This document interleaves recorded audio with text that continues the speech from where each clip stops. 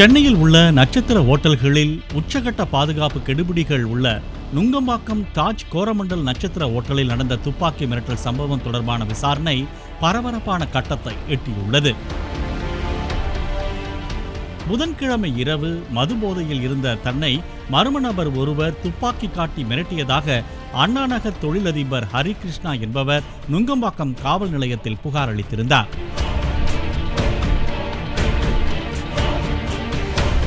தன்னை துப்பாக்கி காட்டி மிரட்டிய நபர் BMW காரை ஹோட்டலிலேயே விட்டுவிட்டு வேறு காரில் ஏறி தப்பிச் சென்றதாகவும் கூறியிருந்தார். அந்த காருக்கு சொந்தக்காரர் ரியல் எஸ்டேட் அதிபர் சையத் என்பதும் அவருடன் வந்த பிரபல ஹாலோகிராம் நிறுவன அதிபருக்கு ஆதரவாக சையத் மிரட்டியதாகவும் கூறப்பட்டது. முதலில் இருதரப்பும் சமரசமாக சென்றதாக கூறி புகாரை விசாரணைக்கு எடுக்காத காவல்துறையினர் துப்பாக்கி மிரட்டல் சம்பவம் தொடர்பாக ஊடகங்களில் செய்தி வெளியானதால் ஹரிகிருஷ்ணா புகாரின் பேரில் ஆயுத தடை சட்டம் மற்றும் கொலை மிரட்டல் ஆகிய பிரிவுகளின் கீழ் வழக்கு பதிவு செய்து விசாரணையை தொடங்கியுள்ளனர் காவல்துறையினர்.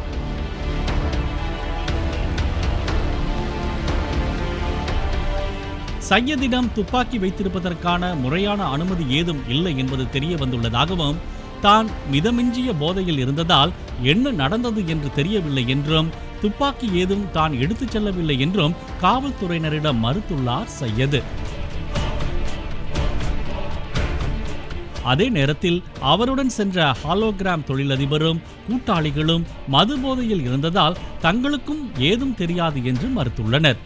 இதையடுத்து ஹோட்டலின் மதுபான விடுதி மற்றும் கார் நிறுத்துமிடம் ஆகிய இடங்களில் உள்ள CCTV காட்சிகளை ஆராய்ந்த காவல்துறையினர் அதிலிருந்து இரு கும்பலுக்கும் இடையே நடந்த தள்ளுமுள்ளு மற்றும் துப்பாக்கியை எடுத்துக்காட்டும் காட்சிகளை சேகரித்துள்ளனர்.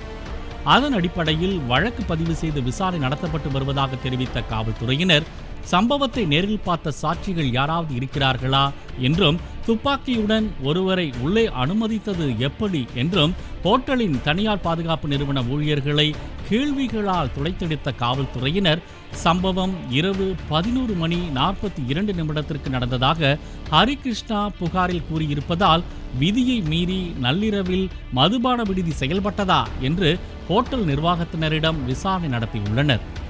தன்னிலை மறந்து போதையில் நிற்கும் நேரத்தில் கையில் ஒருவர் துப்பாக்கியை வைத்து மிரட்டிய சம்பவம் தொடர்பாக காவல்துறை வழக்கு பதிவு செய்துள்ளதால் தாஜ் ஹோட்டல் நிர்வாகத்தினர் அதிர்ந்து போயுள்ளனர். பாலிமர் செய்திகளுக்காக ஒளிப்பதிவாளர் மணிக்குமாருடன் சரவணன் மற்றும் வேல்ராஜ்.